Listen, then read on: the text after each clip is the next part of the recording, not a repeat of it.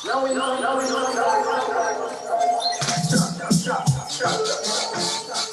not letting Facebook in. Sorry. It's Facebook. It's not me. What just happened? I hope you can get that Mitch when you're ready. I can't even get you on your F.B.O.M.B page.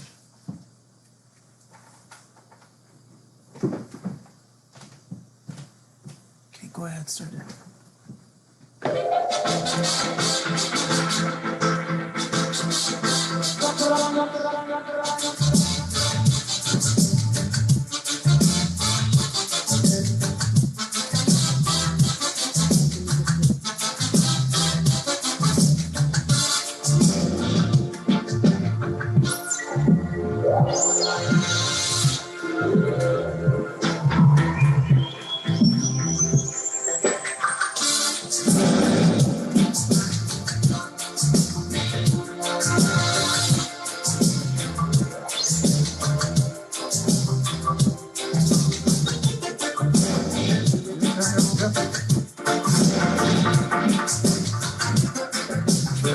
Check.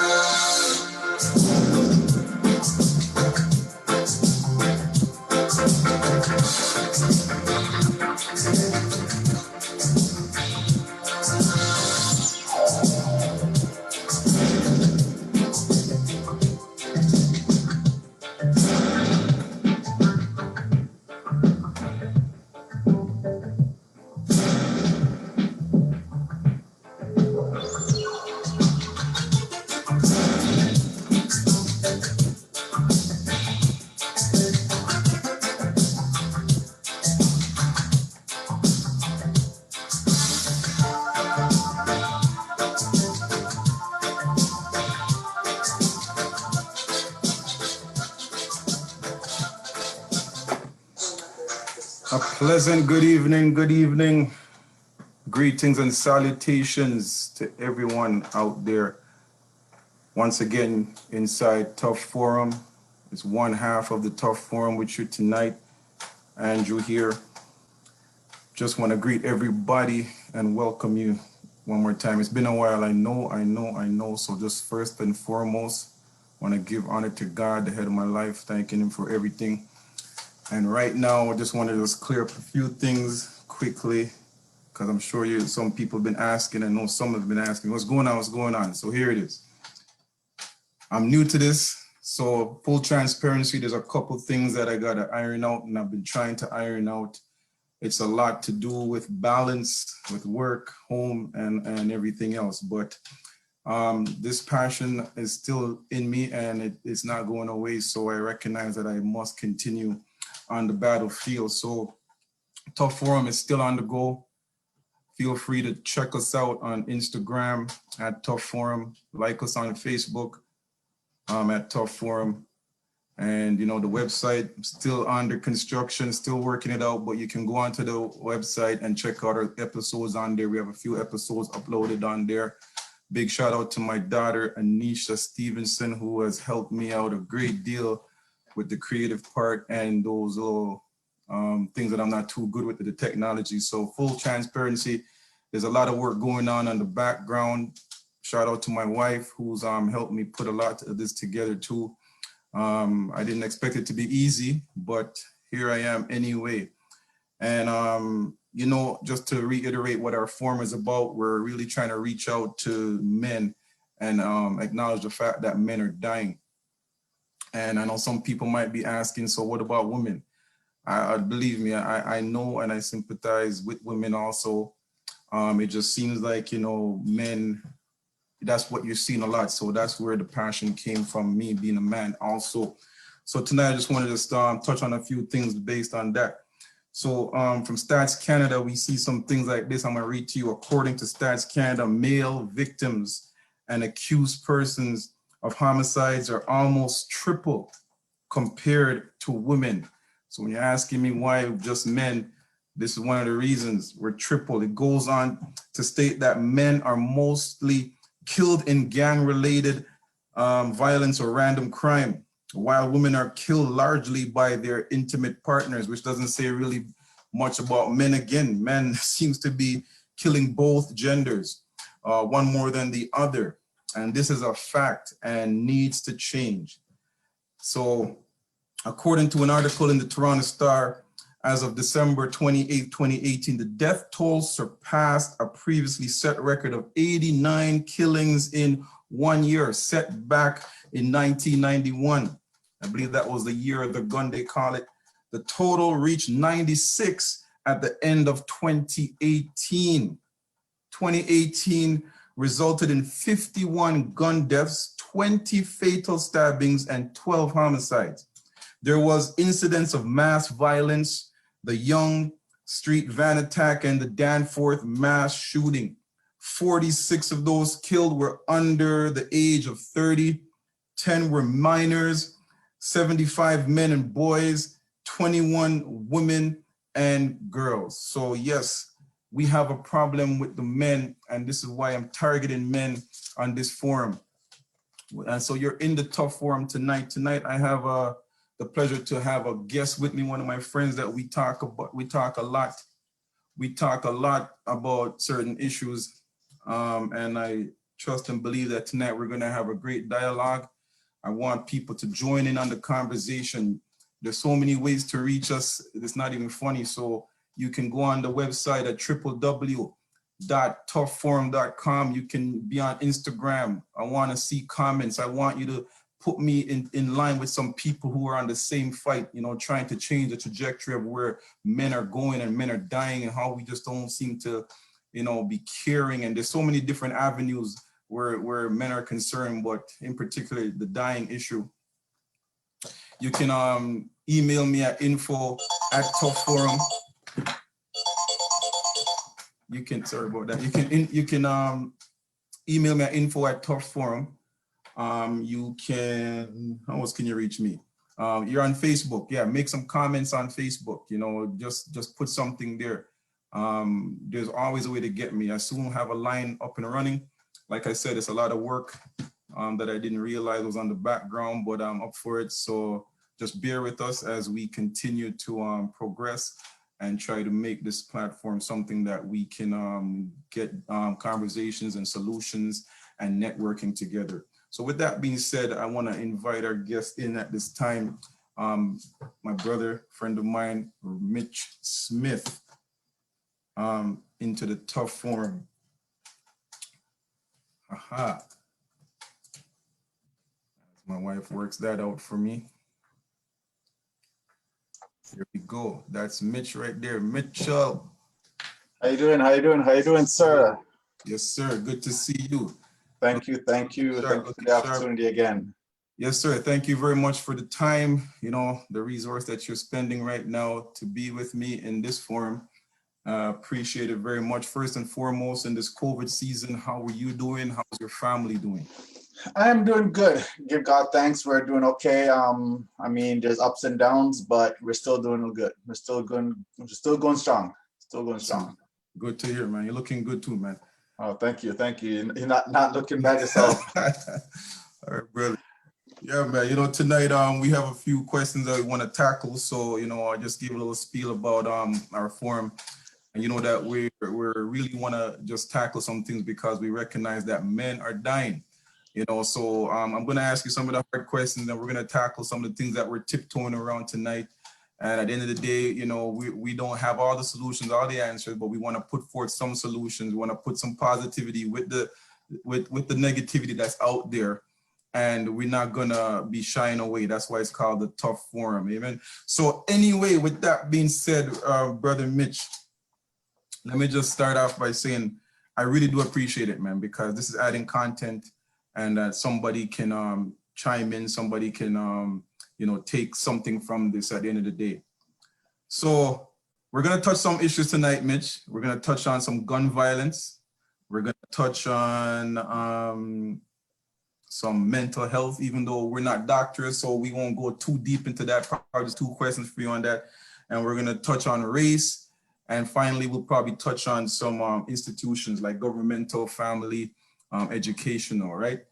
And we'll just see where it goes from there. So like I said, those who are looking, those who are listening, you know, feel free to chime in. My wife will be taking some questions. If you have those questions, if you have some comments, feel free to do that via Facebook, Instagram, or even on the website or my email. All right, we'll send back those in a second. So Mitch, now that you're ready and you're lined up, we're just gonna start off the first like this, gun violence. You know, this week alone was crazy, bro. I mean, just Monday I got up and it was like, okay, drive-by shooting, 3 shot, you know, Tuesday, same thing again. Wednesday, man dead, you know, man dead yesterday, you know, just down in an area that I used to live. I used to go to school down by Weston Collegiate, you know what I mean? And, you know, schools were locked down. And then the story got worse, that we heard that this brother was going to the doctor with his little newborn child, man, and he got shot, you know, dead with his child's mother, I believe. All seen this. So just a sad week, and just this week alone, I'm talking like it's crazy. So my first question to you, Mitch, is what first comes to your mind when you hear the news or when you get up and you see this is what's happening in our city? What goes through Mitch's mind and says, man, when you see that news, what comes to your mind? It's like, it's crazy.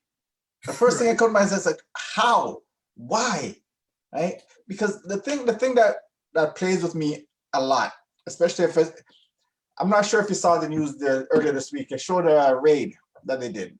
Yeah. Right. And they were showing, they showed the money, like $1 million cash. That's right. Right. And then they start showing the guns. Yes, sir. Right? These are not your average little. The police don't have these guns. Right. These are not the guns that the police have. These look like military assault. Yes, sir. Things. So where are they coming from? Okay. Right. A lot of times I've seen so many different raids. I've seen so many things that the police comes on, because, you know, every time they have a big bust like that, they do a raid. They let's say they pearl off all the weapons that they find. Right. And some of the times I'm looking at these pictures, I'm looking at these things and saying, wait a second, they look familiar. Right. They look like the same picture or the same thing that I see in the last video. But the question that I still have to ask is, where are they coming from? Okay. Are they manufactured? From what I've seen, our communities don't manufacture guns. Yeah, we don't make guns. Yeah, we know. Right? We don't make guns. Right?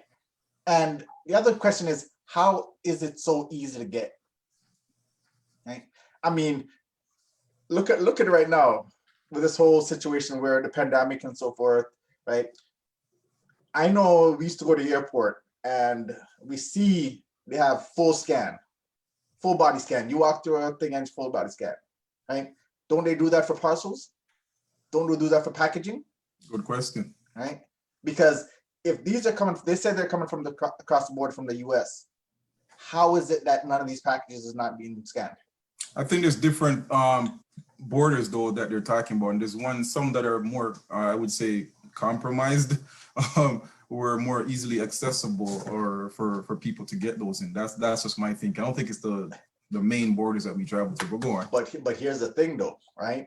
If all the borders was an underlying system as standard. I mean, sometimes we go and we complain, okay, well, why is it taking so long at the border? But if they're checking every car, yeah, that's it, right? There's some changes need to be made, right? Yeah, and if we don't make these changes, and it's gonna be hard at first, right? But we have to make the changes, because if we don't make the changes, you're constantly gonna hear, oh well, you could go to this one. Because I'm gonna be honest with you, right? I drive to the border to the States a lot. I remember I used to drive there, just get up just to drop my niece off, right? And you always hear that person, yo, go to Peace Bridge. It's easy to get, Peace Bridge is easier to get by, right? Wow. You hear Max Man, yo, at a certain time, go to Lewiston, right? Because you know, it's lighter, right? They don't check you as easy. Okay. Right? They don't check you here, right? When you go through Niagara Falls, you could actually walk across. Right. Right? You get there because the people that's there, right? It's like they start to get easy. They start to get like a little relaxed. I got you. They're not all looking for the same thing. I got you. So Mitch, let me ask you a question. When you were growing up, were you familiar with people who were in that crowd or in a not so? Yo, I grew up in Mississauga. I'm gonna give you a little bit of my history, right? All right. I came to Canada. My dad used to live in Markham, right? When we got to Markham, right, he left Markham. He got a divorce and left Markham, went to Chalk Farm. Okay, no right? Chalk Farm. So we were living in Chalk Farm. Again, this was back in the 80s, right? Because Chalk Farm, we used to go outside, play marbles and all that stuff in the middle of the night, right? Yeah. So we didn't have any problems, right? There was no Chalk Farm versus Falstaff at that time. Because I went to Chalk Farm secondary school, primary school. Then I went to Beverly Heights, right? Okay. So I grew up there. We had no problem. We were outside. We're having fun. We go out there having fun. Right. So I don't know when the whole situation started where they started having beef. It's like, okay, well, territorial thing, right? Because I don't remember all that. Because after that, we moved to Mississauga. Right. And then when I went to the valleys, right? So I was living at 180 Mississauga Valley Boulevard. Gotcha. Right. And the whole thing went to TL Kennedy. And you're right. We knew some of the shady guys. Yeah. Right. We know some of them. We know them. But guess what? You want to know one of the differences back then? Right? Oh. Those same guys look out for certain people. Okay. Right? Because you played sports when you're young? Yes, sir. And then the guys, that's the shady guys, that know that you play sports. What did they do? Yeah, they came there. They came. They support. They came support, right? Yeah. And then if they see you on the street kind of and getting a little tougher and stuff like that, yo, go back and play. Go do your sports. I'll deal with that. Yeah. Right? And it comes to something I said to a lot of times. Right? It goes back to the violence and the so forth, right? I don't know if it's changing, but it seemed like the whole school system and the sports and the activities the kids are doing. Yeah, I know. Don't go there. Don't get it. All right. So you're touching on some stuff. So let's hit the real. All right. So out there right now, we have some people who might be saying something like this. I'm sure you heard already. Hey, it's not my problem, man. It's not my problem. So where do you think this mindset comes from? Is it from becoming desensitized because we see it so often, or to the ongoing violence, or is it a denial that it's not happening in my neighborhood? Like, where does that mindset come from that someone says not my problem? How I call it, yeah. I call it that we're trying to reinvent the wheel. Okay. Right? Because when we're growing up, and a lot of times right now, I even hear it in baptism when you're baptizing a child. It takes a village to raise a child. Ooh. Right? Ooh. They say it all the time. It takes a village to tell the time. One night, I grew up in Jamaica, right? Yeah. And I know that if I get in trouble, right? If I'm on the street chucking badness and going certain ways, and my neighbor is gonna see me, I'm gonna tell my parents, right? I'm gonna tell my uncle, my auntie, and everybody. And if you're not lucky, it might get out 4 beans before you're done. Yeah, that's real. Right? So now what happens is everybody's afraid to talk to everybody's kids. Whoa, man. It's like you're going ahead of me, bro. Hold on, man. Hold on. I hear what you're saying. But you see how that plays out right now, right? Yeah. Because your question is, how is it a person comes to, well, yeah, it's not my problem. Not my problem, right? Right? But guess what? Back then, everything was our problems. Right? If you're in your neighborhood, if you know somebody's going around robbing people, how is that not your problem? It is your problem, because guess what? He's going to tell somebody, and then somebody's not going to know you. Then they're going to try to do your house. Yeah, there's a few things that changed. Like, I know that, back in the days, like, we would know community to the point where someone would say, hey, I want to tell your mother, I'm going to talk to your mother. Why are you out here now? You know you're supposed to be out here. And we respect that. I think generations have changed. And so now we have to find a different methodology to talk to someone in that regard, because we're going to touch that too. Listen, we're not going to shy away from anything. So I like what you're saying there. So I guess it's not just the people who are not involved in it. It's people who are also involved that are saying it's not my problem too. And I just want to know. And I think they're wrong. Is it because we're desensitized though? Is it because we see it so much, so prevalent that we just like, just another news story? You know what? To be honest with you, every time you see a killing, every time you see something happen, you feel it. Yeah. Because I could tell you this, right? Every time you hear something happen on a person, the newscast comes off of this, and I'll tell me if I'm wrong, right? The newscast comes off of another shooting in XYZ. Yes. What's the first thing you see? One of the first things comes to your mind is that a black guy? Yeah, for me, color guy. I think that. Right. So again, right? It all of a sudden start to change and start to think, okay, well, why does it have to be? Because guess what? And you and I both know that when there's a certain ethnic group, something happened with them, it's plastered all over the place. When it's a different ethnic group, you're barely hearing it. Okay. Right. So again, a lot of time, the people that's even involved saying, okay, well, even if I say something, nothing's gonna change anyway. Wow. Okay, you're touching. Yeah. All right, you're in the tough form. Let's deal with it. Check this out now. So you said something earlier on about it takes a village, and I've heard that so much times. And you know, I heard a speaker say something today, and I'm gonna use his quote, and this was so profound to me because he says not to me, but he says, you know, he hears us say it takes a village to raise a child, but he put a spin on it and said, you know, if a child feels rejected or neglected or feels invisible in that village, that child will burn down the village to feel the love or the warmth of the people. If they're not feeling any love, they'll burn down that same village just to feel the warmth. And I heard that, I was like, whoa. So when you see that are happening in front of in our communities, a lot of times they're not being heard. They're invisible. They're like, oh, you're a gangbanger, or you're a this, or you're a that. And they get labeled, and then they get ostracized to the point where they're like, okay, you're gonna hear about me another way.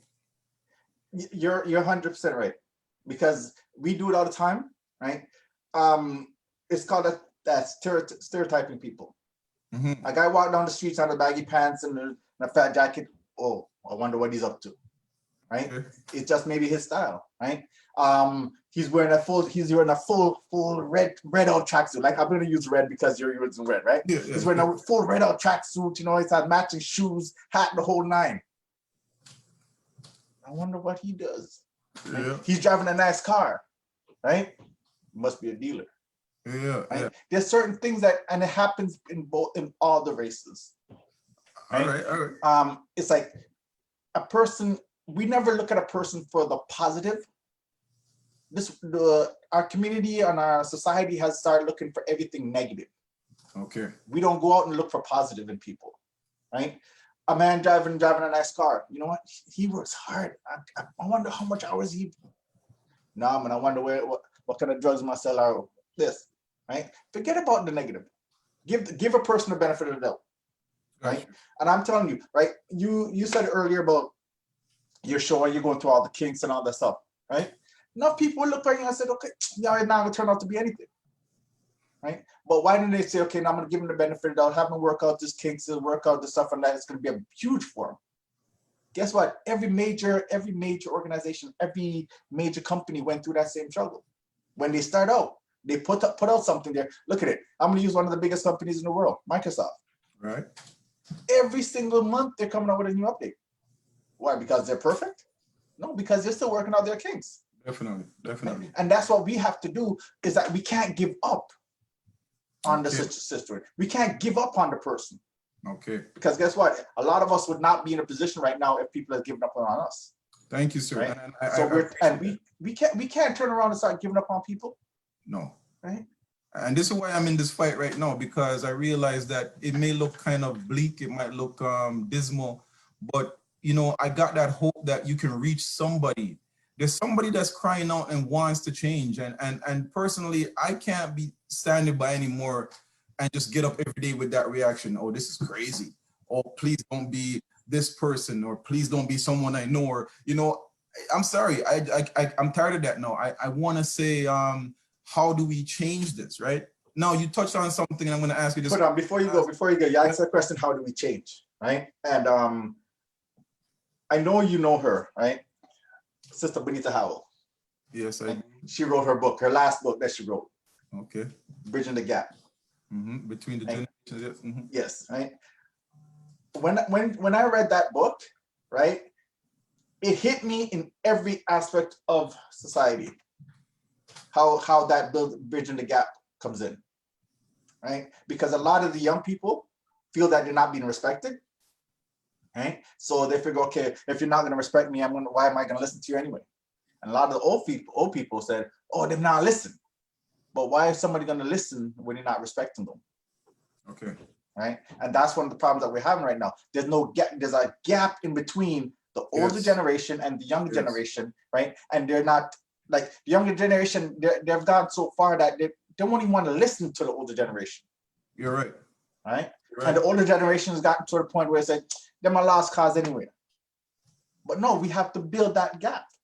Right. Yes. We got to get that point where we start saying, okay, yo, shut up. Right. How can I help you? Or show them that, okay, well, as much as I'm an old school type of person, I still understand where you're coming from. I still want to see you succeed, right? And sometimes what we do as the older generation, we kind of put these young guys down and say, okay, well, what you're doing is useless. What you do is not going to make no sense. What you do is, like, we start doing negative shades on them, right? And it's been said that the way you talk to a person and the kind of words you throw at him throughout his whole life is what he becomes. Correct. You're not going to become nothing. You're no good. You're this, you're that. You're right, and I appreciate that. I appreciate you brought that point up. It's a very good point. You know, that you have to bridge that gap, and that's one of the solutions I believe that we can put forward is to try to bridge the gap between the older generation and the younger generation, even the middle age. And while that's being said, we got to make sure that when I'm talking about men are dying, and we automatically go to youth, we go to gun violence and all these other things happening. But let me tell you something, the young youth that are growing up, like you said, where are they getting this assault style rifle from? It's not a 60-year-old that's negotiating this kind of deal. There's somebody higher up in the chain of command that is inoculating these young people and giving them that knowledge and saying, hey, listen, I got this for you, do this for me. So there's a reformation that has to happen in the mindset of those people who are putting that onto the kids too. So you're right. They bridge it in a positive way, not in the negative way, right? And that's what happens. If you notice, right, becomes a generation. I used to be a bad man when I'm this, so when I have my kid, I'm going to teach him how to be a bad man. So that all you're doing is teaching that same style, right? Right. You said something that where there must be somebody in a higher power getting all these stuff. Yeah. Now let's it goes back to that systematic thing, right? Because I know every culture has their group, right? Back in the 60s, I think it was the mafia, right? There was always somebody up there top kind of trickling down, making sure that the streets are covered by his base, right? And everybody wants to be that head, right? And every culture have their terms of their kind of mafia. Yeah. And it's coming from somewhere, right? But again, right? The whole system is set up that, okay, let's flood the market with this. Let's give them that. If you give it to them, and we never see the head of it. We always see the street soldiers, as we call them, right? Back in the days when drugs was running wild in our community, right? Who was getting all the lifetime jail sentences? The street soldiers. But when they find the person that's supplier, you don't hear nothing. Yeah, they're looking for the bigger fish always. Right. I know you're saying but they're not catching the bigger fish because the bigger fish disappears. Okay. All right. We're on gun violence. Let me give you one more question out there. So you touched on it a little bit earlier on. So let's deal with the elephant in the room. Should people be speaking out more? You know, I have some commentary here on Zoom, and I know why some people don't, but let me ask you the question, because there's so much stigma against being a rat, being a snitch, informant, or just, just talking or mind your own business. So should people be speaking out more? And I say this because I'm telling you, everyone has to know somebody who's committing these crimes. It could be a relative, and I can understand why, if it's a relative, why you don't want to speak out, but there's also people who are friends or someone that you know of a friend. So please tell me why it's not happening that way. So should we be speaking out more? I'm going to answer this question with a little scenario, right? Or sort of like a phrase, right? If you're complaining about what's going on and you're not speaking out, stop complaining. Okay. Right? Stop complaining, right? The election's going on in the US, right? And one of the things that they're saying to us all is that you got to go out and vote, got to get out and vote. Oh, right? yeah. And if you don't vote, you don't have no right to say anything. Yeah. Because you're not trying to help the process. So right? you're simulating the same thing, okay. Exactly. So here we're going right now. Every community is complaining, the gun violence is out of control, gun violence is out of control. But yet, nobody's really saying anything. So how do we fix a problem and not say anything? That's what I'm asking you. Right? So you agree? You have to. You believe that we should be speaking out more, and if those are speaking out and or not speaking out, and they're just because I think that's what's happening. Is that people are not speaking out. Just what you said. If you're gonna talk about it all the time and complain and don't speak about it, don't say anything. And I think that's the problem. That people have said, okay, then I'm gonna take that position. I'm just not gonna say anything, and this is not my problem. And here's part of the reason why they're not doing that, right? Because when they do speak out, they become a target. Okay, nice. Right? They now become a target because what happened when they do speak out, for some reason, somebody found out that was them. So what about two tips? I mean, they're anonymous. For some reason, they found out who's doing it. Come on, man. The whole system itself, man. So you're saying people don't really trust the police? Okay. If they're the same, I know it's. So is there not a community? Come on, I'm going to push back, Mitch. I'm going to push back. I'm going to play devil's advocate. Isn't there like a community leader? Isn't there someone they can go to and say, listen, I know something? If there is, half the people don't know who it is. Okay. Right. So who do you go to? Right. You might be going to somebody and end up he's being the one that's controlling all the street boys. Okay. Right. If you go to somebody else and said, yo, let's rally. You see it all the time, right? You see the rally, the march against this, the march against that, and after the march, what happens? Yeah. Right. In the middle of the march, you see things happening. True. Right. So there's actually no one person or no one group to say, okay, fine, you know what? We're gonna take it on. Got you. And you can't go to the police. Yeah. Because in my opinion, not all police is bad, but there's some bad ones out there, right? That's basically, I'm gonna use the word shutting up the good ones. Okay. Because you know and I know, right, that if a cop turns against his partner or his brother or a brother's in arm, he's getting shut out. He's getting to a point where, hold on, wait a second, right? And you see it and you hear it all the time on the TV and the news and stuff, right? Even with some of the killings that happen. One guy was trying to help, but guess what? The supervisor above him is giving him a direct order. Yeah. And just like the army, when you're given an order, you follow through. And if you don't follow through, you're a consequence. There's consequence for that. Okay. Right. So and I hear, I'm going to read a comment just from on the Zoom. Someone chimed in and said, I would be scared to speak to someone's teen. Man, you might get hurt. So this person saying, I would be scared to speak to someone's teen because you might get hurt. And that just shows what we're talking about. The generations have changed to the point where in our time, we wouldn't even dare talk back to an adult who's trying to reprimand us or trying to teach us, right? I do believe in that, right? And I do understand that. But guess what, right? There's always a right way to talk to somebody. Okay. Right? Because I've seen kids out there doing certain things right before, and I said, come on, man. Right? I don't go to them and say, hey, boy, why I don't do that? Come on, man. Do you really think that's right? All right. But Mitch, do you have a rapport with those people? Because I understand what this person, and it may not be someone that they have that rapport with that they can go and talk to them. I've done it. I don't. Okay. One of the Okay. things, one of the things about me is like, and Right is right. You're just saying I right. I treat all the kids like my kids. Right. Right? If I see you do something wrong, I'm gonna say, come on.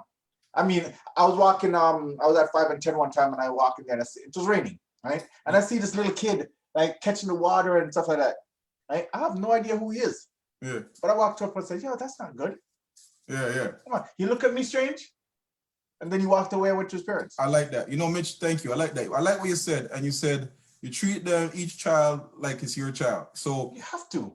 if you want good for your child and you see someone that resembles or looks like the age of your child, regardless of race, and you see them doing something bad, you want to see good for them, why not go and speak to them? So I understand, you know, and I understand both parts, but I think it's someone like you who actually goes the extra distance and say, you know what, no, I need to address this. Where someone might be thinking, man, if I address this based on what I've seen in the past, I might get hurt. So therefore, right out the back, no, Oh, you're stereotyping the child. well, listen, I can't be, listen, I'm just saying, I can't be mad at this person who said that because You can't. hold on, Mitch, we've seen it. People who are getting assaulted for talking the truth. You know what I mean? Remember, the truth hurts. So that's a problem, you know? So I hear that dilemma, you know? So yeah. It is, right? But I mean, again, it all depends on how you talk to the person. Yeah. Right. Because I remember even back when we were younger, and the what they call the bad men of the areas. Right. Mhm. They used to walk around and certain things. A man step on his shoes, right, step on your shoes, and take a man ready for fight. Right. Yep. But guess what? If he's ready to fight, and you're just like, yo, sorry, man. You think he's gonna still want to fight? He knows that you are not acknowledge that you did something. You might have disrespected him a little bit, but sometimes we have to humble ourselves, because guess what? It's not every time somebody do something that you just jump up. Okay. So someone here put down here, kids with multiple trauma, they lack empathy and they're avoidant and ultimately may not really care. And that's what we're alluding to, what I was alluding to when I said that sometimes they don't have that empathy when someone's trying to talk. You're like, just don't talk to me. Like, who are you talking to? And they might feel that they have to hurt. Someone said it's just general fear. And I think to another issue, another person, I think that too, always praying that they don't look like me. So there's so many issues that we could deal with just on that alone. So listen, Mitch, we got a lot of stuff. I'm going to bombard you some questions. So don't worry, we got some time to touch on those things, but I like what you're touching me so far. So I know we're not doctors, and I do aim to get some people in that field. I had scheduled, like I said, we're working out, full transparency, working out the kinks, but we had some guests scheduled to talk to us on that level on mental health and educational wise. But because of conflict in schedules, that didn't happen, but we trust and believe that's going to get back on track again. So, but I do have 2 questions on the mental health issue. And we just touched that. And I know for all the people out there, this is just our opinions. So please don't kill us. It's a fair space. You know, we're treating everybody. I encourage anyone to come on this platform. We're not gonna say you're wrong or right. We just want to hear what you're saying. We want solutions. We want comments. So Mitch, mental health. Let's go to this topic. How does this play into, do you think we use mental health to describe many violent crimes?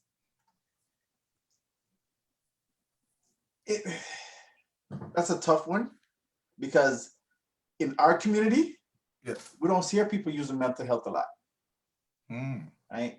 But in other cultures, right, whenever something happened, right, you hear, oh, he must be some kind of mental health that he's going through, and so forth, right?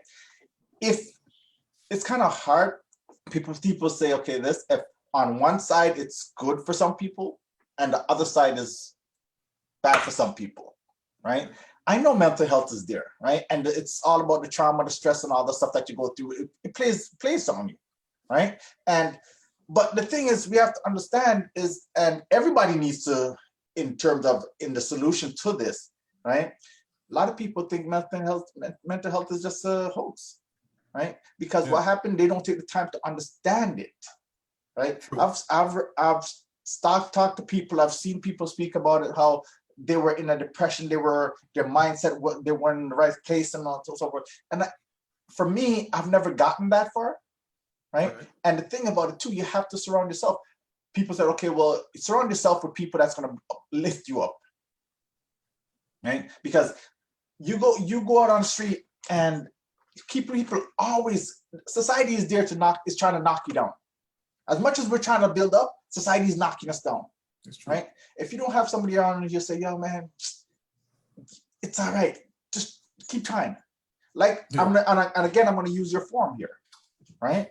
If every day you get up, somebody say, no, it's not working. Every time you have the little hiccups or something like that, yo, see, that's why it's not supposed to work and stuff like that.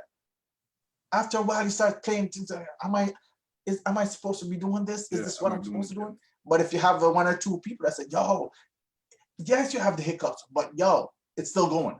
I got something out of it. I got this out of it. I got this out of it. It encourages you to keep on building, keep on trying, right? And that's what we have to do with everybody. You don't know who's going through what.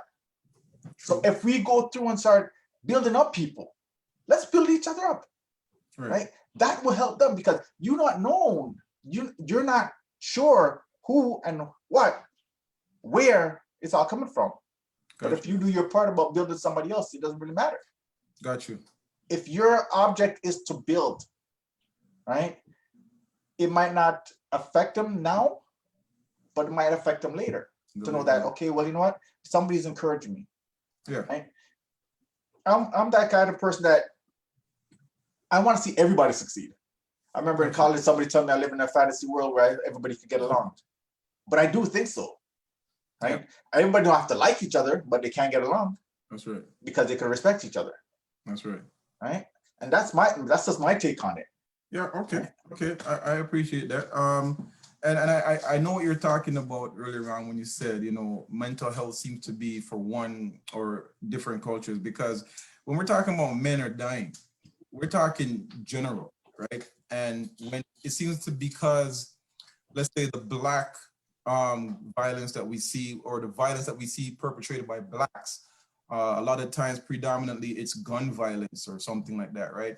When we see violence perpetrated from a white perspective, sometimes it's gun too, but it's different. But then it's labeled as, well, they had a mental disorder. If we just talk about the Mark Manassian situation where he ran down 25 people on Young Street with his van, and this man has an issue. Now, there's an issue there, obviously, because this man felt like every woman should be with him and whatever, nonetheless, but he took lives, right?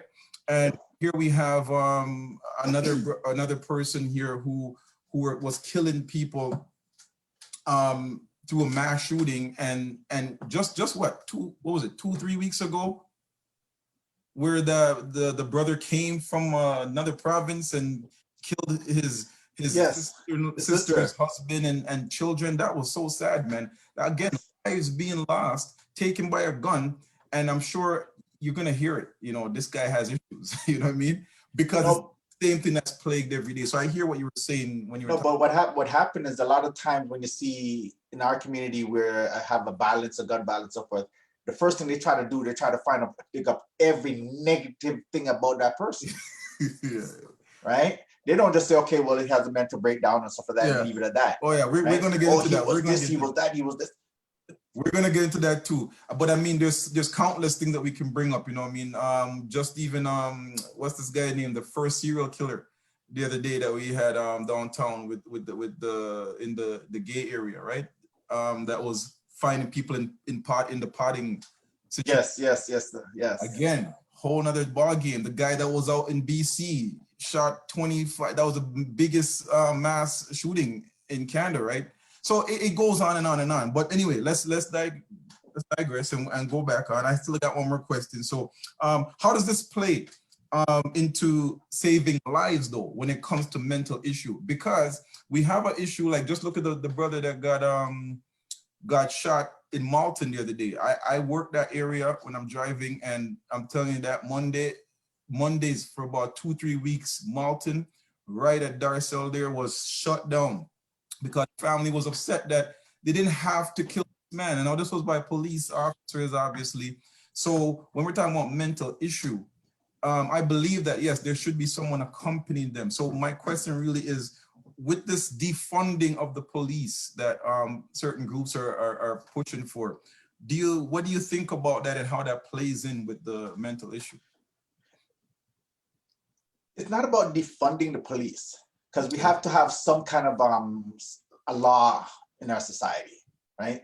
It's about training. It's about giving them the proper education that they need to deal with it. Because again, it goes back to what I said before, right? Some communities get treated differently than others, right? If it's a Black community, they go in, oh, well, the last thing on their mind is about mental health, right? But what happened if it's a different culture? They're going, okay, well, and you see it in the news all the time, right? If it's a white person doing something wrong, right? They try to talk him down, and that, I mean, you see the last thing that I saw, right, is this one person cussing out the police, chasing them all over the place, right? And they're just still trying to talk, they're trying to negotiate, they're trying to talk, right?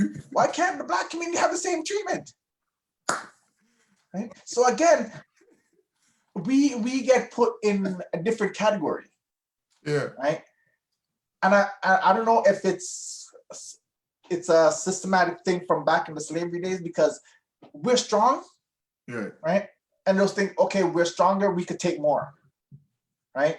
Or we're stronger, this won't affect them as much. But it still affects us.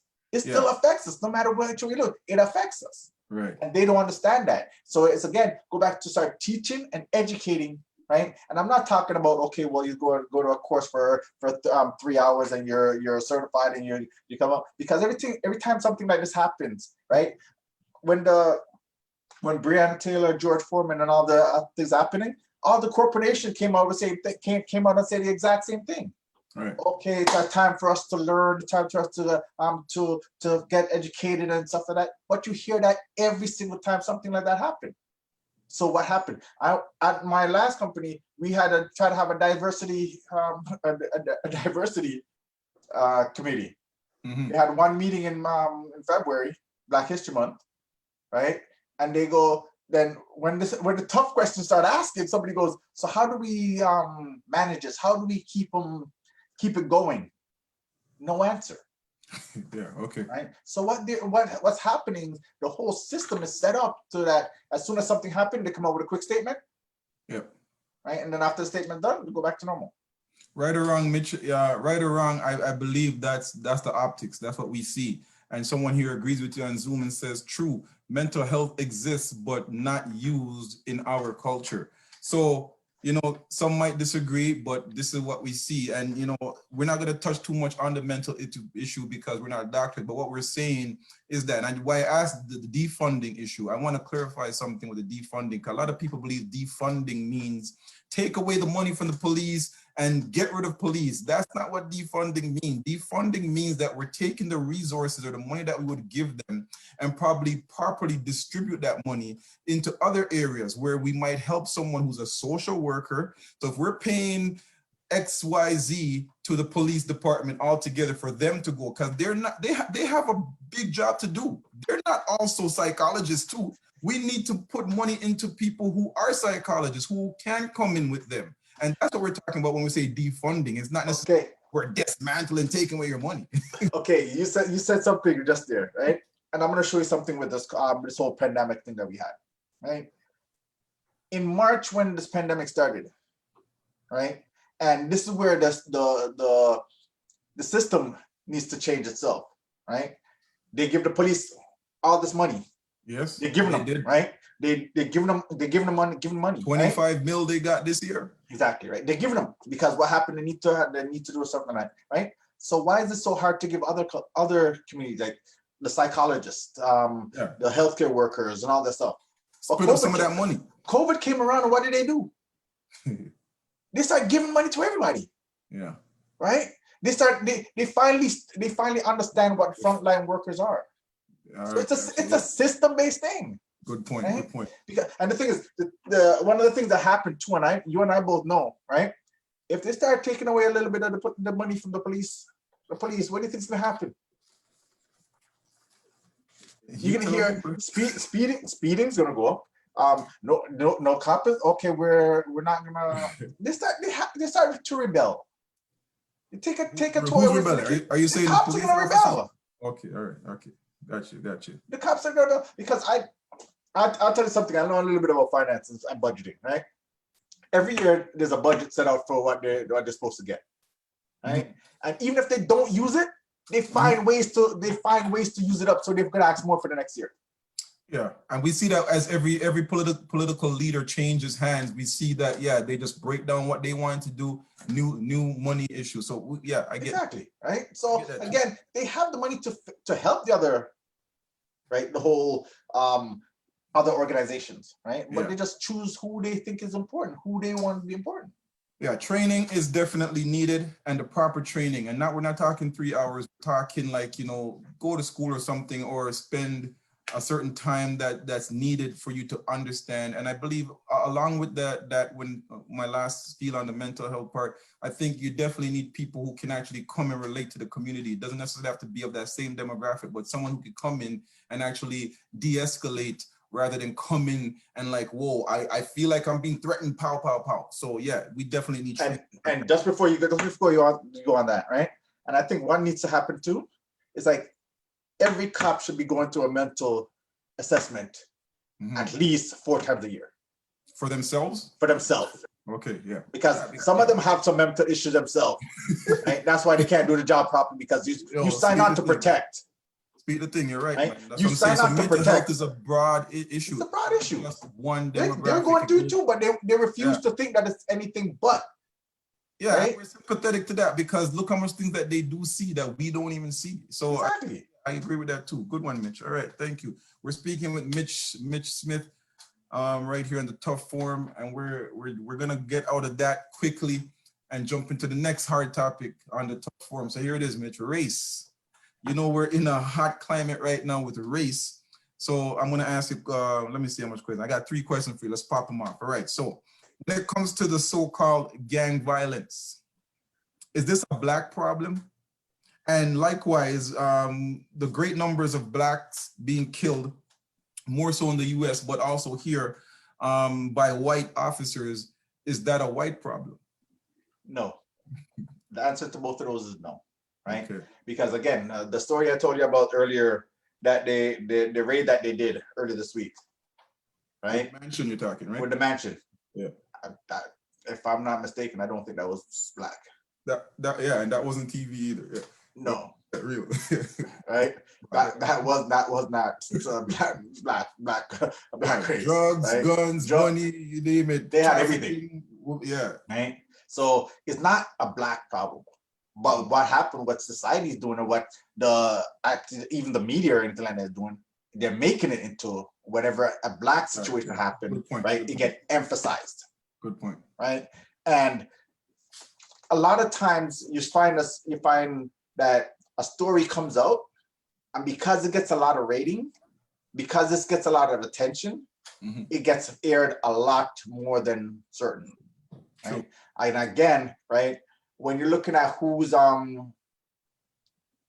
funding what and what company is donating to what, where, and when. Yeah. Right. Certain cultures, the things that goes on within their culture does not come out. Okay. Right.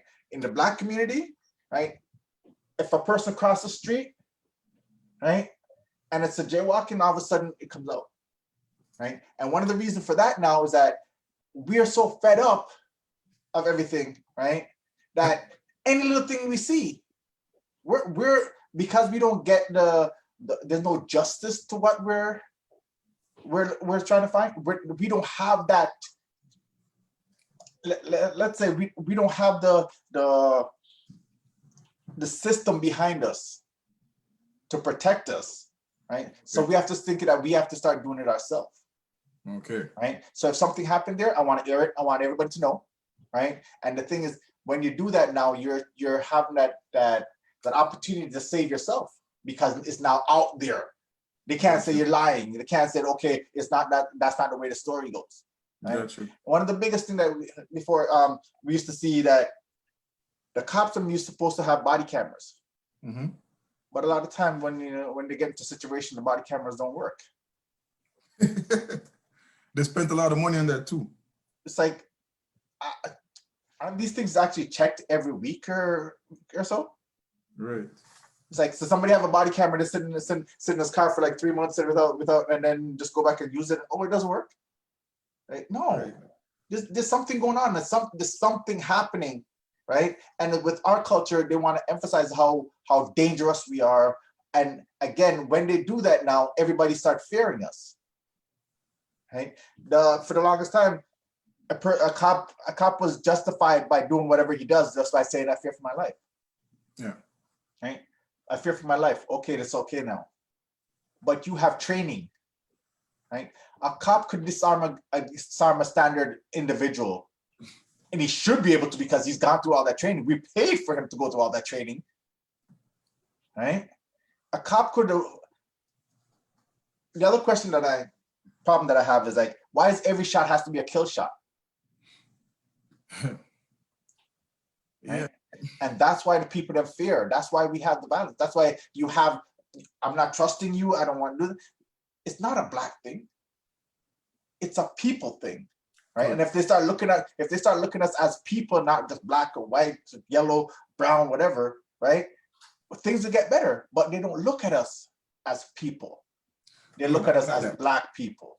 I got that. So it's not a black problem. It's not a white problem when it comes to police violence or when it comes to gang violence, but their training needs to be there on both sides. Obviously, we see that. And, you know, we can tap into it because, you know, Mitch, we know an area of the town in Toronto where we considered was ours, or a little spot. That's on the Eglinton stretch. It might be a couple blocks, but we know, you know, there's some black businesses, you know, entrepreneurs, people doing their thing on the streets.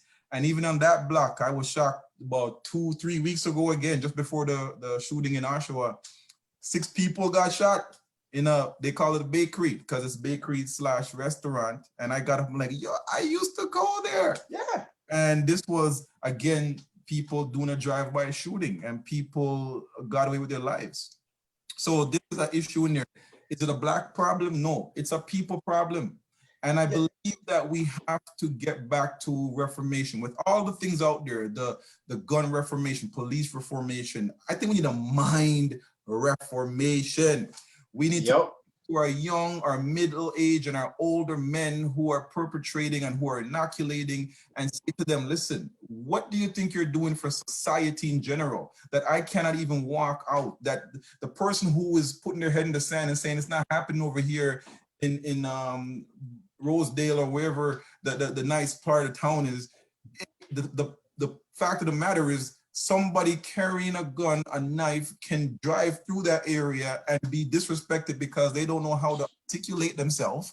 So yes, training is very important. We're gonna get to the institution soon because I think this is one of our problems, Mitch. When you said someone steps on your shoes, we should be able to say, hey, brother, do you recognize that you just smudged my shoes? But it's like, hey, what are you doing? You want me to kill you? Right? Exactly. Nice way. So yeah, so we need to articulate ourselves. You said it too, right? Because one of the things that I know from back in the days, right? When I move out to Mississauga, right? Mississauga was like, you didn't hear nothing happening in Mississauga. There's nothing happening in Mississauga, right? Does that mean the Mississauga people don't do things too? But here's what happened. You said Eglinton and the shooting was down in Eglinton. Yes, sir. Right? Now let me ask you a question. Is that where those people is from? We don't know. Exactly. But guess what? In the shop, because we know the shop. People from the shop may not be there. They were there because they heard. Because I know Randy's Bakery is down there. That's right. Right?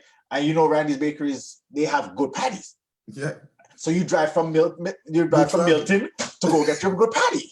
It becomes your problem now, right? If you came out of the suburbs and came down there, guess what? You're in the area where that problem is. But here's the thing though, right? They're saying the problem is in that area, right? But it's not necessarily that area that the problem's there. It's just somebody comes through there and cause problem. It's not necessarily that. Right? Good point. Good point. And I know even though some of those things happen predominantly in those areas, yes, it still does not mean that those people are from that area. I get what you're saying. Sorry. Yeah. It's all good. It's all good. Don't worry. Don't worry. Yeah. But yeah, I got your point. Let me hit you with another one. So many blacks are killing blacks. The same can be said for whites are killing whites. Even though it may not look that way on TV, but we know whites are killing whites, right? We just talked about the Manasseh and so on. So I don't have to go back to that. So how do we get away from race and address the deaths as human beings, as that we're losing lives, and particularly men? The first thing we have to do is stop saying, okay, it's a black on black. Okay. Why don't we just say a person was murdered? That's right. A person was killed. Okay. Right? Because as soon as you start hearing that black on black crime, guess what? Half the people stop listening. Good point. Good point. Right? I think that's where the desensitizing comes in. Exactly. Right. So a person died. A person got shot. Okay. It was an Afro-American guy who got shot. Hold on, Mitch. I don't mind if they make the description. I think you should start with, okay, well, and for the most part, let's give the media credit because they don't come out and say another black violence. They come out and say another person was shot today. And then they may tell you the suspects were A, B, C, D.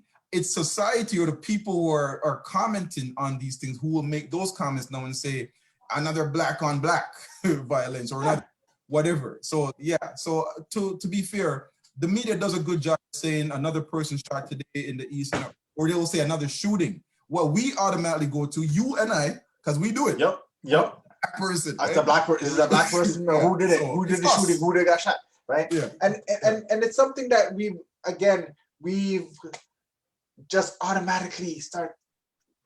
It's been programmed. It's a programming issue. It's a mind programming issue that we have. So how do we separate that, Mitch? How do we separate that? We have to stop. Is it so? It's not really the media. Then it's us who are actually taking in the news and who are actually commenting on it. We need to start that and stop that. And when we hear someone say that, we got to say, whoa, whoa, whoa, someone died. What does it matter if it was black or white? You see what you just said? We have to stop people. Okay. What's happening right now is somebody saying it and nobody's saying nothing. Nobody correct them. Put them in check, yeah. Right? Nobody's correcting anybody. Okay. Everybody's going along. Call them out then. So call them out. We need in our community, we need to start calling out people for what they're doing. I agree. Right? Nobody's being accountable for anything. Thank you, sir. I agree. Right? And when you're not accountable for anything, you can do anything. I agree. But when you start being accountable, somebody's holding you and say, okay, well, you're accountable for something. Right? Awesome. Our community is not going to come together and not going to build based on everybody else. Right. Every other culture. You're right. They're building their own culture. They're doing their own. Thank you, sir. And I'm gonna show it to you, right? And this is no disrespect to any other culture, right? Oh, go ahead. You said that we had a 2-block stretch on Eglinton where we call our own. Yeah. Right?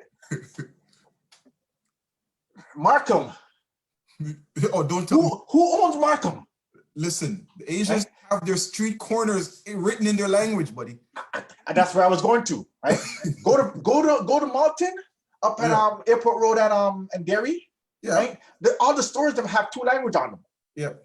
Right? You go to Markham, all the stores have 2 languages on them. You go certain areas and all have 2 languages. Even in Mississauga, Chinatown and Mississauga.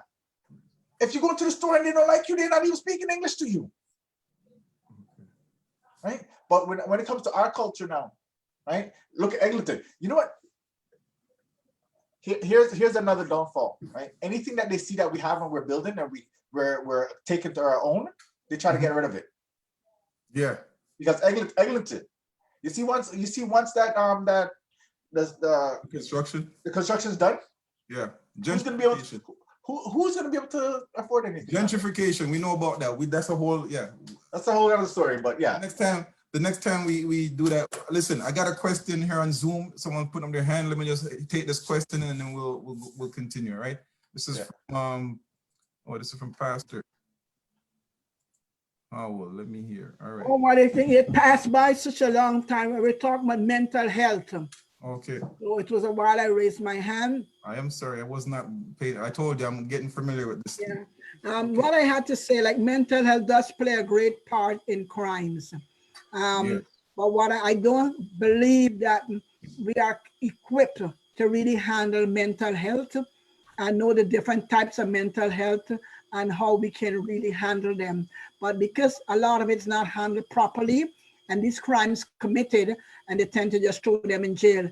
But if somebody has a mental health, they just have a mental health, and we need to, society needs to aim to look into these different cases and see what it is and why these people are committing this crime, because a lot of them are sick. They're really sick. Now, Pastor, I'm going to push back a little bit there because really and truly, I hear what you're saying. And yes, I do agree that I just say that we shouldn't blanket every crime or a lot of crimes that are not mental health. Listen, some crimes are just pure evil. Even. Right now, with mental health, look at CAMH. CAMH has a whole bunch of people that they let go on day passes and you don't see them for weeks. Then the news flash goes out, someone escaped, someone got out of CAMH. These are people who were deemed not really criminally responsible, but yet there was a level of mental health issues there too. So we have places that actually take care of mental health. What we're trying to say is that the police, along with the police, we need someone who can actually go along with the police so they can work the de-escalation process, as opposed to a police officer who has his or her plate full already and goes into a high velocity or high, tension area, and then your recourse says, whoa, where's this guy coming at me with a knife and I can't talk him down, bam, bam, bam. That's what we're talking about in that regard. So sorry that I didn't see your hand earlier on, Pastor, but you're right. Okay, thank you. Okay, so Mitch, back to you, sir. One more question I got here for race. Actually, I have two. Let's talk about Black Lives Matter and All Lives Matter.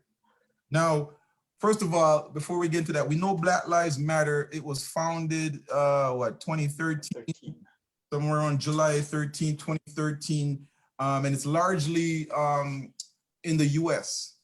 Now we have a faction over here also.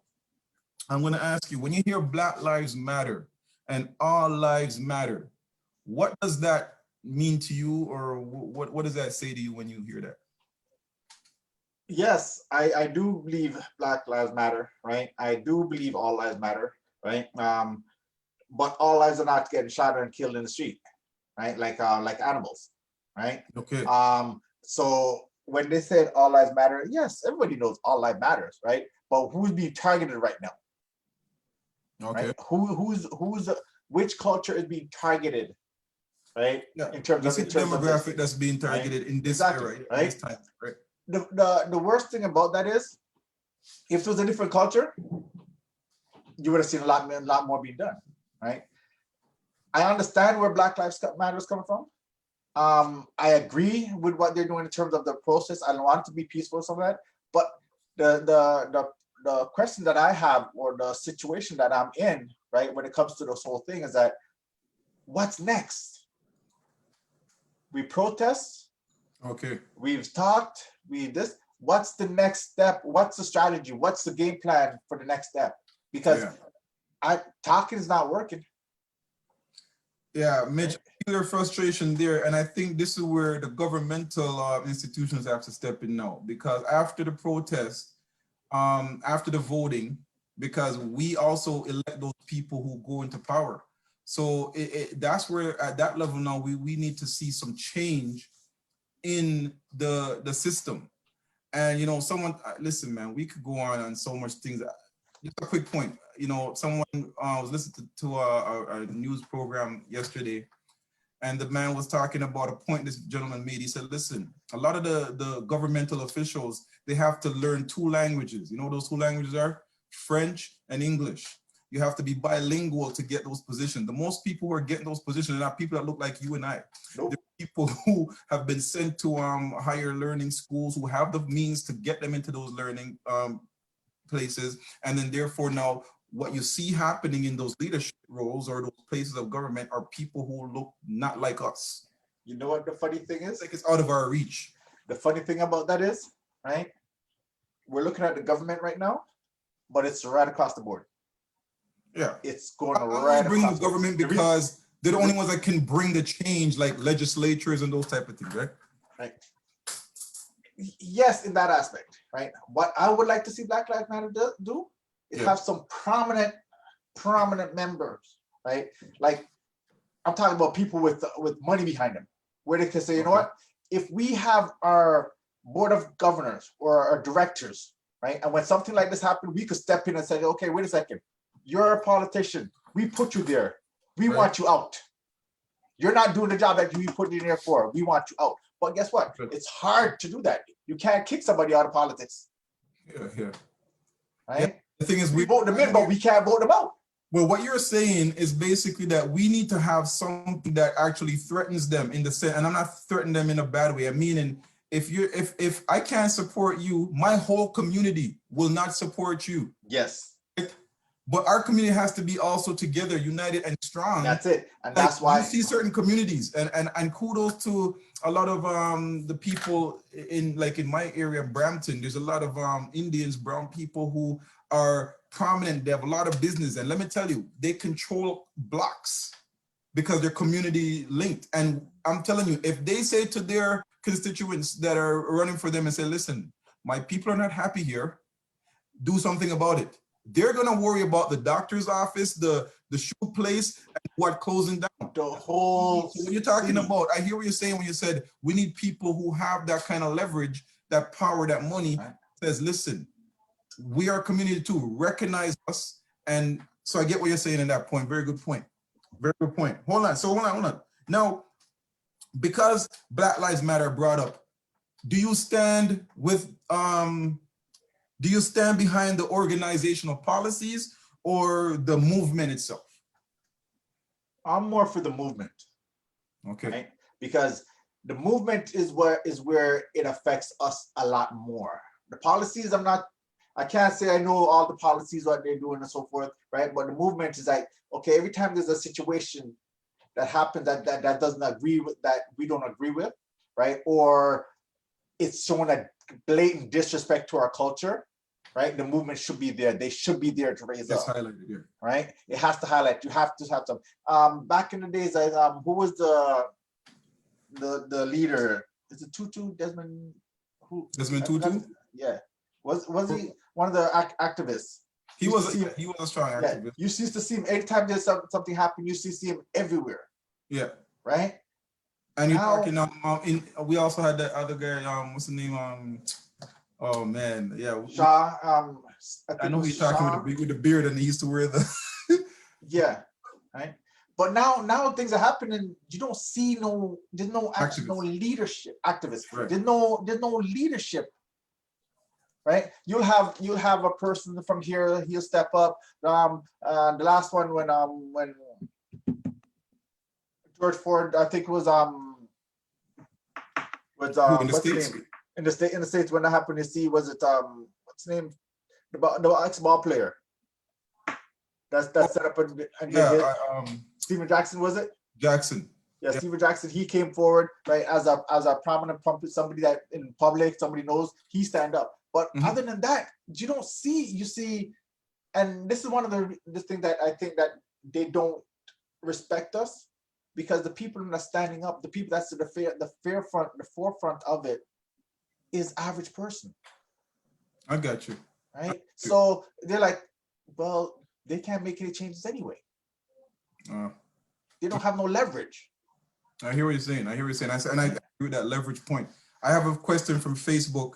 I'm going to ask that question just now. But before that, I'm going to also say that the movement is what I agree with Black Lives Matter. Black Lives Matter, and all lives can't matter until Black Lives Matter. First of all, let's just state that. But Black Lives Matter itself, there's different factions, and over here it's another faction from the States. So I take Black Lives Matter by the movement, that it highlights freedom, rights, and justice, equality for all, right? And when we have injustices happening to us, we highlight that, right? Now, there's certain things that are political that don't affect me. And I don't think Black Lives Matter speaks for every Black person. I'm gonna say that, right? So some people might not like me for saying that, but I don't believe that certain factions of the political arena, they speak for me and my needs. I probably could care less of some of the things on there, but when it comes to equal rights and justice, and you treating me as an equal, and when injustices are shown, we need to highlight that, and the movement of that, I'm all for that. So I agree with you on that. So let me take this Yes, I question from agree. Facebook here. Go ahead. So we have two questions from Facebook. The first question is, why do Blacks shy away from being involved in politics when our community is so underrepresented in every level of government offices? That's the first question. Can I sort of Touch to it. that, right? I think the last election there was a group of people that's trying to start a new politician group, right? Oh, the Green And- Party? I don't know what the Green Party. I think there's Oh. a PP something. I think they're trying to Okay. start a new politics, right? Yeah. The thing is, it's not that we're not in it. We're just not funded. Okay.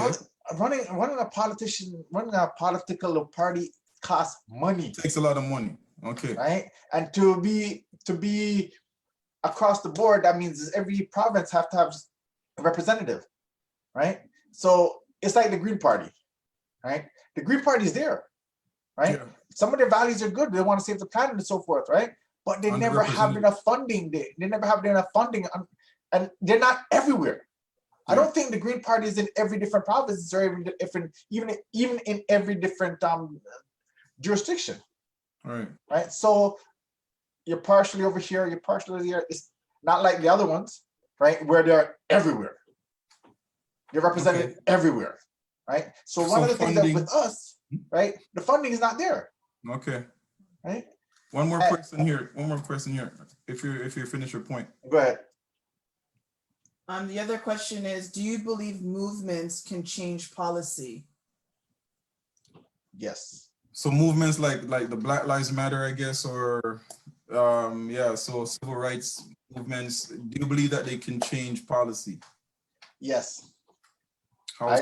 I believe so. And I'm going to show you an example of it, right? I play basketball. I'm a basketball fan, right? Look what the movement did. Okay. Look what the movement of the Milwaukee Bucks did. Yeah, it got the The attention. NBA. Yeah. It got the attention, right? That basketball shut down, right? Football follows suit.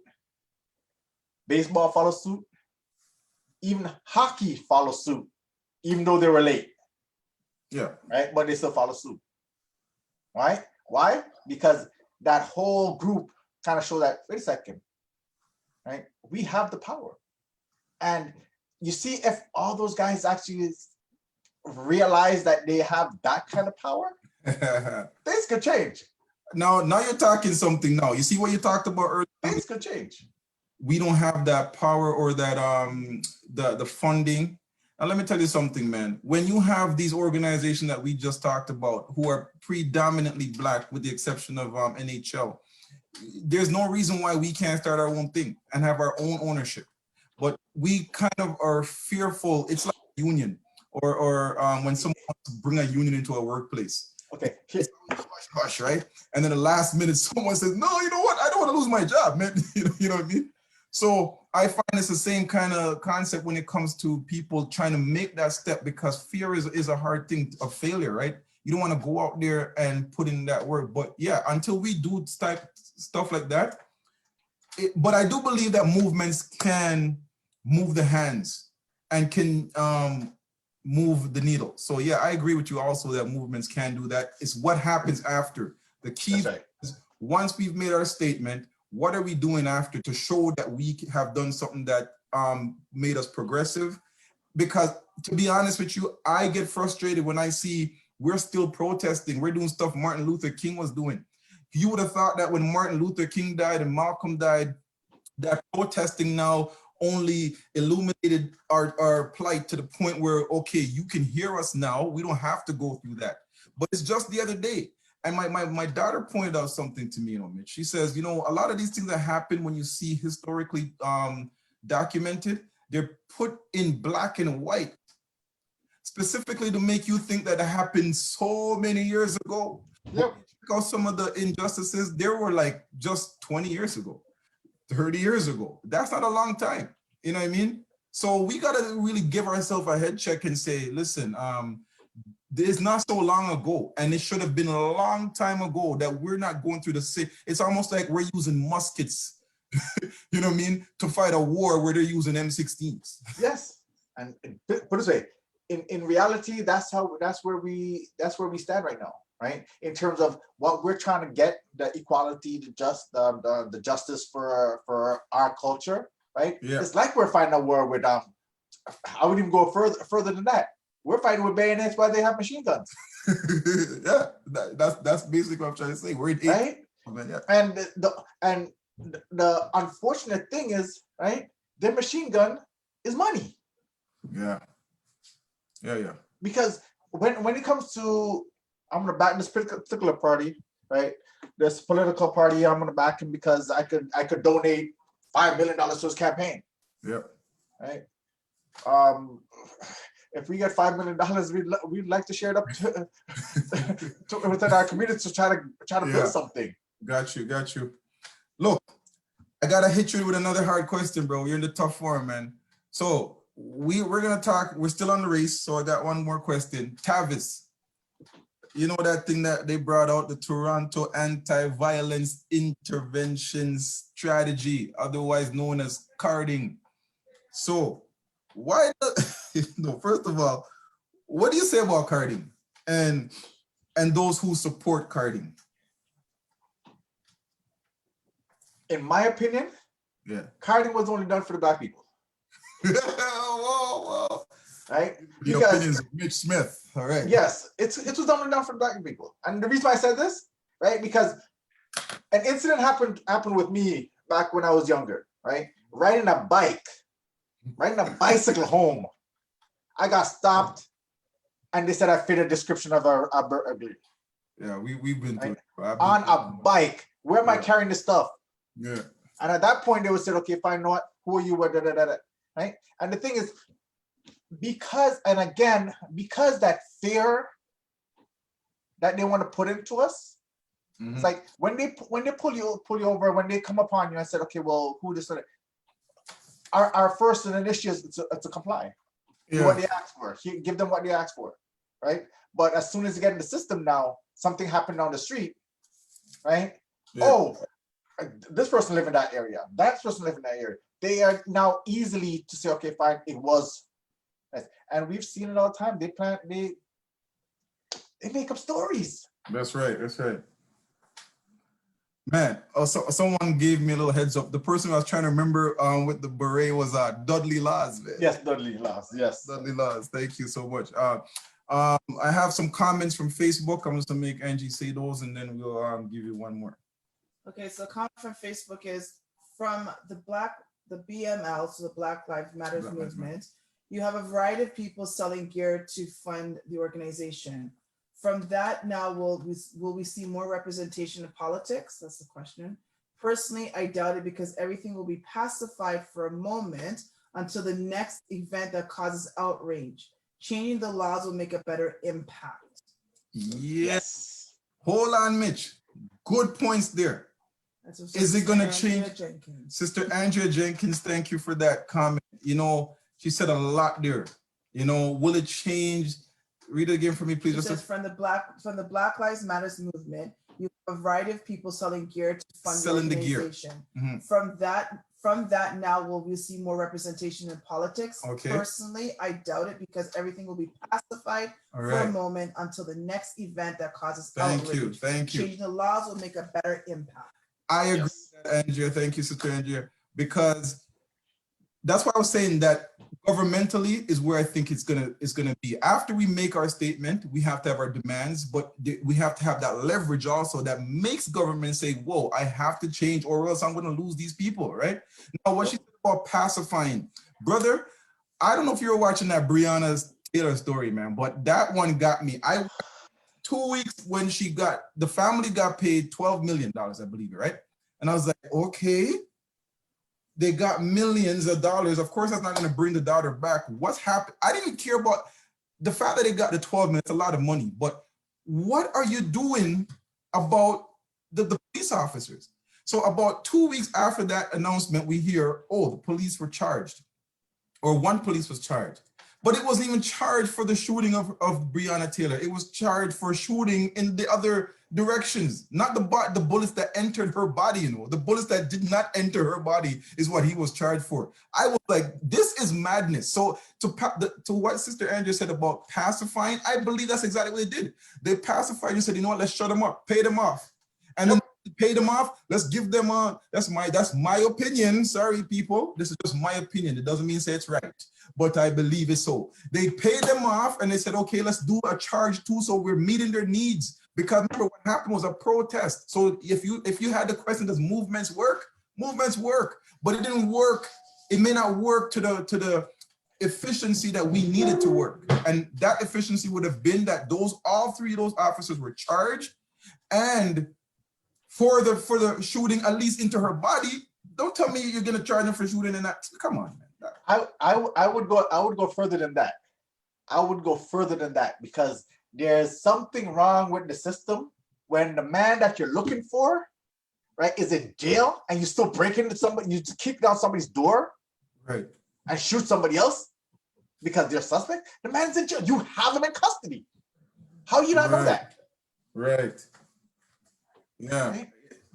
Yeah. So there's a whole bunch of situations. That whole situation has, and the fact that that's what they charge him with, and Right. not even all of them, one Right. person. Yeah, I'm lost with it. So I have a question here from Pastor and Deacon Howell. Deacon Howell asks, do you believe that there are enough blacks in high position to run for political office? No. If there is, I don't know, but for what we're seeing, I would say no. Yeah, I don't know any myself. I see some representative in parliament, but I don't want to call any names. But the one that I know, he's been in there for a while, and he is I don't see him at high enough to really affect change. I see Jagmeet Singh, who's there. I don't know if I should even be calling names, but you know, he's in leadership. He can make change, but I think they need change with a group of people. They need help from other parties, not just they're alone. So I agree with you. I don't think there's enough people that look like us who are in high positions to make change. But that doesn't mean that change cannot be made on the behalf of us. I'll put it. And what I'm optimistic about, though, is that I see younger people that are going into those positions now. I see there's people that from even your church, like I think Kayla Smith, you know, I see there's some people who are going into the judicial field, into the activism field, into politics, lawyers. So yeah, there's hope in that regard. And I'm impressed that young people now are making a push more so than probably in our time. Yeah, I agree with you. There is hope. There's a lot of hope, especially when you see, like you said, Kayla, you see the movement that they're doing, you see the activities that they're going on with. Yeah. Right. But the problem that I'm having with that whole activity, right, is that once they start making the activity, they get stifled. Yeah. They get, because they get into an organization, right? We're talking about something before, and one of the things that I forgot we're talking about, I think we're talking about the league, and why is it that, right? Like the NBA, you have 90% is all Afro-Americans, Black people, yeah. Right? But yet the upper management is all white. Because, and again, this is my opinion, that old statement, the old boys club, yeah, comes in effect. Because if you don't fit their mold, you're not getting in. Gotcha. And that's what happened. It's the same thing for the young people that's moving into politics, right? They don't fit the mold of the people that's already there, the older generation. And again, come back to bridging the gap again, because they figure, oh, you're Afro-American, you might not understand this, and you might not understand, or they use a thing, or you might be too expressive. Yeah. Right. So if you go in with that high energy and stuff like that, oh, you know what? They might not like you because you're pushing that topic too much, or yeah. So they try to enclose you into, or mold you into what they want you to be. Yeah. Right. And it comes to a point where you get there and you start getting frustrated because you see the changes that you need to make. But when it comes time to make the changes, now you can't. Your hands are tied. Yeah. Right. Mitch, I'm gonna chime in on the carding part though, because I don't want to just talk and brush over it. But carding, I personally don't support it. I don't see really any evidence, so to speak, that it was helping crimes go down. What I saw happening was that a lot of people were probably more afraid of carrying their concealed weapons in their cars. So that's one thing. But however, it just seemed like it was abused. It was supposed to be a good initiative. It was used more so for one demographic I see, because I don't hear bikers getting complaints or making complaints like, hey, these guys keep stopping me and thinking I'm the Hell's Angels or whatever organization, right? I don't hear people who are wearing those hunter hats and jackets and saying, hey, do you have a gun on you? You know what I mean?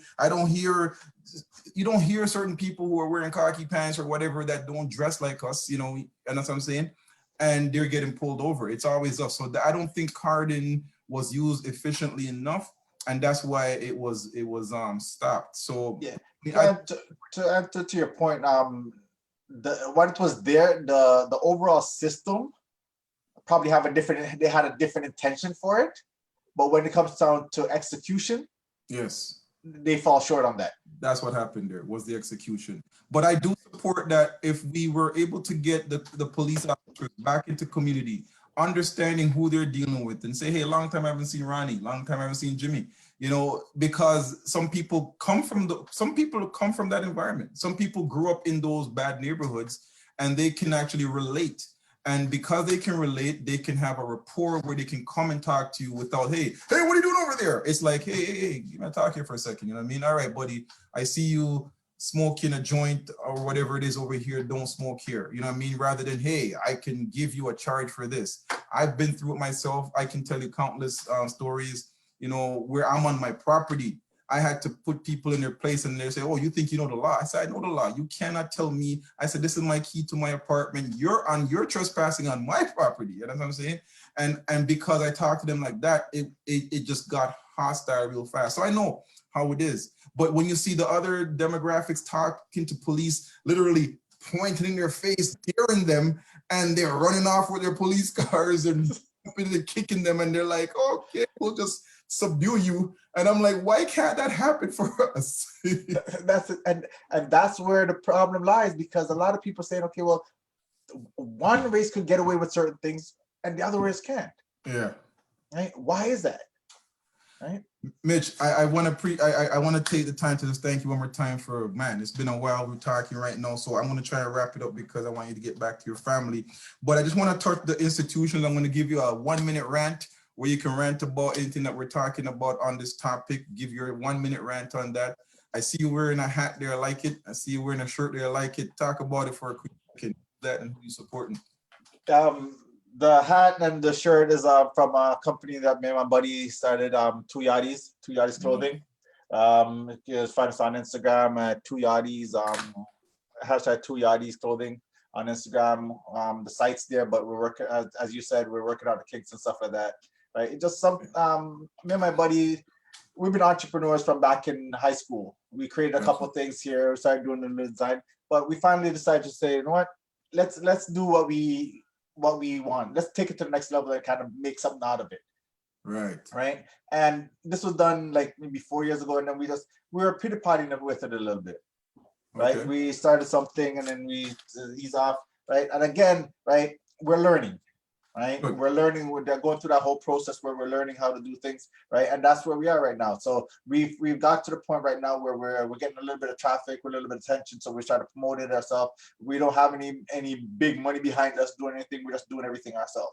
Okay. Right. And again, that's what it is. Like, that's just two childhood friends decided to say, let's get together and build something. Well, right. Congratulations. And one of the reasons why we did it too is like, and I think it's one of the things that we as Black people have to start thinking about is what kind of legacy are we leaving behind for our kids? Okay. Right? What are we doing for our kids? Right. One day we're gone. There's no changing that. One day we're not going to be here. But what are we doing for our kids? What kind of model symptoms or models are we leaving for our kids? And that's Right, what right. we're trying to do. Well, thank you very much. Congratulations to you and your partners. And I wish you all the best of luck. I definitely am going to support that once, you know, I got to support our own before we go out there and support others. But I wish you all the best of continued luck. And you, what's that again? You're on Instagram? You're on Facebook? Yeah, we're on Instagram as 2 Yardis, 2 YAAHDIZ clothing, 2 Yardis clothing, right? You'll see if you get on Instagram, once you do a search for that, you're gonna see like that says Yadi and give you the definition of a Yadi, right? So yeah, we're there. I'm shameless plug here. If you see anything you like or stuff like that, just send us a DM, right? We'll get that set up for you and you're good to go. Nice, man, nice. And I like that. You see, folks out there, listen, man, this is just another example that, listen, you don't have to be out there in the streets, man. You can make things work once you put your mind to it. These are two childhood friends who said they're doing something and they're giving back and they're saying, listen, you know, we want to have something that represents us. So you can do it. We need to change our mindset, man. It's not about trying to look like somebody or trying to, you know, come on, let's stand out. So congratulations. One more thing before we go. Somebody said I was at a business conference a while back, and somebody said to me, actually not to me, somebody said to the whole conference, was, if you're a chef, if you could cook, start a cooking business. If you could do hair, start a hair business, right? Because a lot of us have talents, right? But we're afraid to use that talent for what, for the next level of even for income. We're willing to, oh, I could do it, but I don't think I'm good enough. Don't get into that point where you don't think you're good enough, right? Every step forward, every day you make a step, you're stepping forward, right? Like I used Microsoft earlier, right? Microsoft is coming from Windows 3.1, right? To Windows 10 right now. And even Windows 10, every week you're getting an update. Why? Because they're not perfect, right? They realize that things are changing, things they have to evolve and do certain things. And you start whatever business that you want to do, whatever thing that you're looking at doing, start it, right? And don't be afraid to seek out help. Don't be afraid to talk to your peers, talk to a lot in our community or in our culture. We have this tendency to say, I don't want to tell nobody my business because I'm afraid they'll thief it, right? Well, guess what? If you start living like that, living in the fear, negative, right? You're gonna have the great idea, but it's gonna be shelved because you don't want nobody to help you. Nobody knows you doing it, right? Each so one if you, teach one, man. Exactly. If you could do something, let somebody know. People are out there to support you, right? Yes, and don't always look, okay, well, this person don't support me, so guess what? It's not everybody's gonna support you. It doesn't mean you're gonna stop. That's right. And saying that, I just want to congratulate you on this forum. Thank you. When I first heard about it, I loved it, and I still do, right? Don't stop, no matter what. Just don't stop, because we need this. We need a voice. We need to have this kind of reassurance that, you know what, somebody's listening, somebody's watching. That accountability, right? That's right. You have something here that could grow into something. It's not small. It's small now, but it could go into something big, something huge. I appreciate that, man. So shout out. I appreciate that. Shout out to Percy on the outside. You know what I mean? When I met Percy, you know, we had the same mind and vision, and he said something to me and said, listen, man, you know, you have some good points, but what I want to see is implementation. He used the word, he said, you know, I want something like action. I was like, you know what? This guy's about it, because he's like, you know, talk, but what are we doing, right? So yeah, I thank you for that. You know, shout out to Percy on the outside. You know, sometimes, like I said, we got different schedules, we got so much things on the go, but we still got to press forward. I'm not going to stop, you know what I mean? And this is what this is about. We just want to reach somebody. We want to show the positives. We want to show people in the community like you, people who are giving back, people who are doing things and who came from an upbringing, who came from whatever. I had so much questions I want to touch on, Mitch, but like I said, we're running out of time.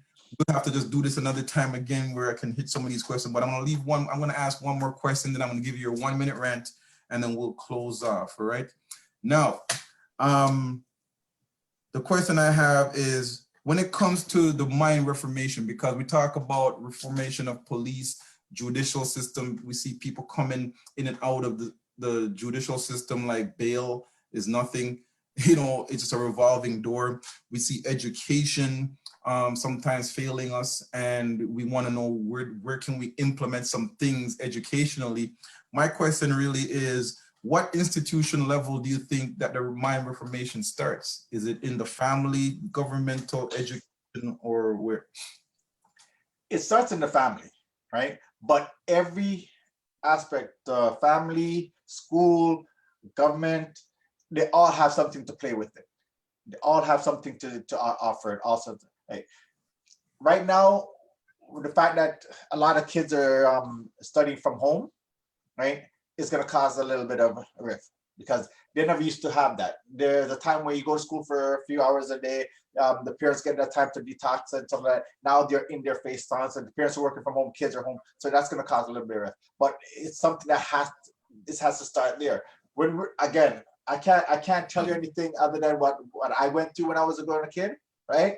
And there's that fear factor between you and your parents, right, is gone. Yeah. Right? I see little kids talking to their parents in certain ways. I'm like, wait a second, that's ridiculous. Right? Yeah, no. And again, I used this phrase earlier when I said trying to reinvent the wheel. Right? The reason I use that phrase is that the wheel is already there. Right? Parenting and teaching is there. We know what it is. We know how to do it. It's documented. Everything's documented. Right? But yet, what works and made us into who we are and put us where we are, we want to change it because, oh, I didn't like this about when I was things, right? I have a friend that said they would not raise their kids the way their parents raised them. Yeah. Because they were too strict and so forth. I go, I said it too, bro. right? But no, but listen, right? That switch quick though. The question that I asked them right after back, I go, do you like who you are? Yeah. Right? They said, yeah, I don't know. I goes, so all the stuff that they did not make you who you are. Right. I say to myself all the time, I would never change how my dad raised me. I would never change how my mom raised me.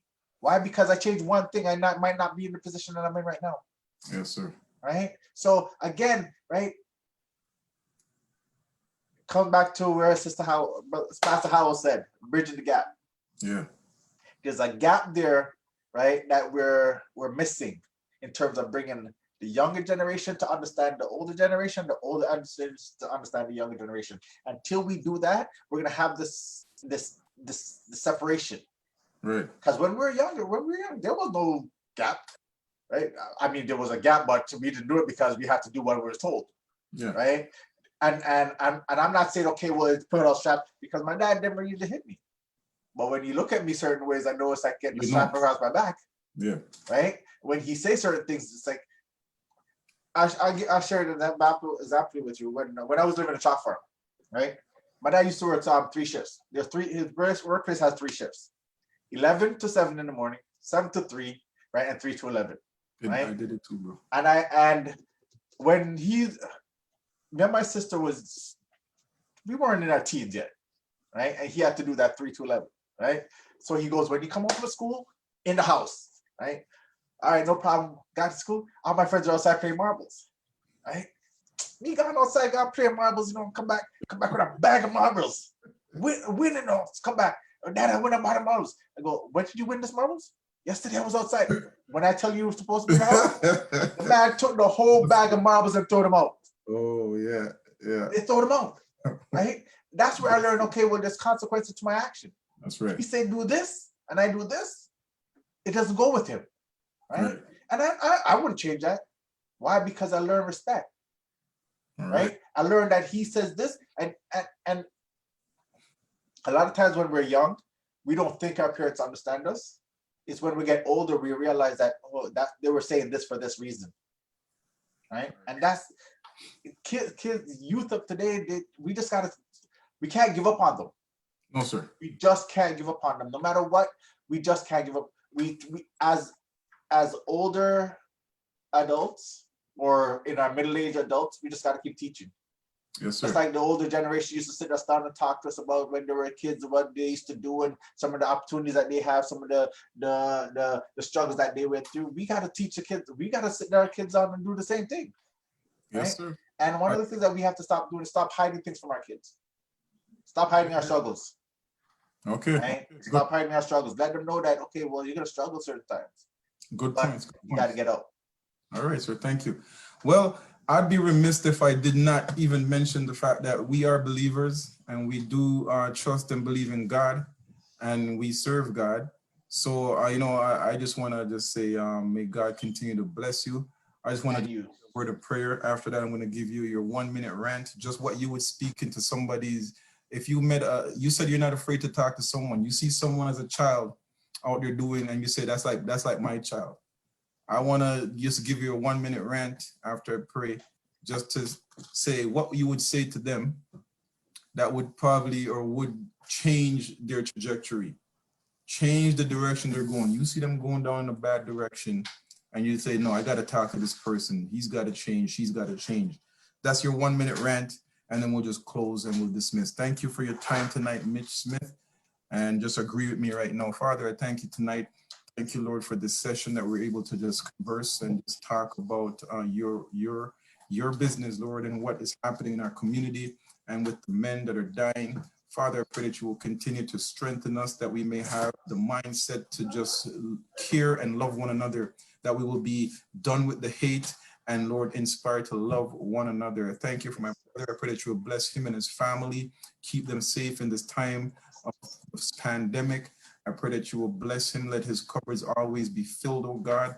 And I pray that he will be influential, oh God, in the positive upbringing and the mind reformation of the men out there in the world. We thank you right now for this opportunity in Jesus' name.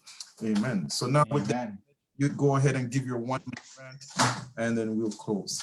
Okay. My 1-minute rant is not rest a rant, is how I do things. Right?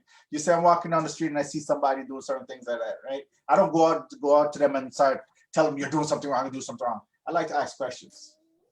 Right? Like you're doing something, I go, why are you doing that? What's the benefit of that?